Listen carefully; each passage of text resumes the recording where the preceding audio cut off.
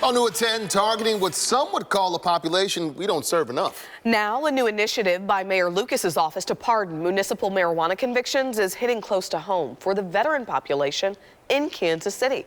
41 Action News anchor Gabriela Pagan shares why. Why are we still tearing down a veteran's life? Why don't we actually try to make some substantial policy change that we can along the way? That's why next week my office will begin our process of pardoning possibly thousands of misdemeanor marijuana convictions.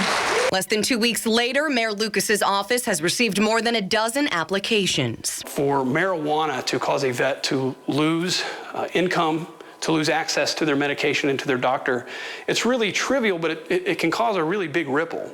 And with loss of income comes loss of housing. Loss of housing comes loss of dignity. The goal of the Veterans Community Project is to end veteran homelessness.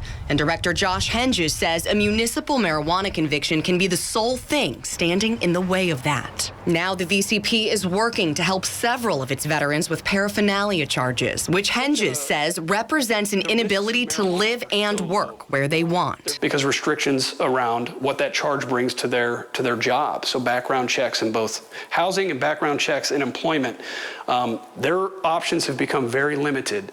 Their options open completely when this pardon goes through. While the pardon is only at the municipal level and does not expunge a person's record, those at the Veterans Community Project say it can still help change the trajectory of a veteran's life. I think what it really does beyond legally is it's telling them that they don't have to feel bad about feeling better. In Kansas City, Gabriela Pagan, 41 Action News.